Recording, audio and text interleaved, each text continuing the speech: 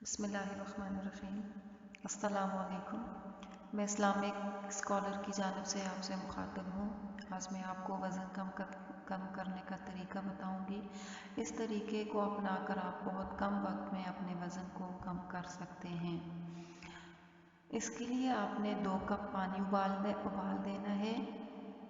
फिर उस उबले हुए पानी में दालचीनी डालकर उसको मज़ीद उबालना है। इतना उबालना है कि दालचीनी का सारा रंग निकल जाए। इसके बाद उस उबलते हुए पानी में आपने 1 चम्मच सौंफ डालकर दोबारा उबालना है। फिर दालचीनी और सौंफ वाले पानी को छान लें और इस पानी को आप ठंडा कर लें और रात सोने से पहले आधा कप पी लें और सुबह नाश्ते से पहले भी आधा कप पी लिया करें।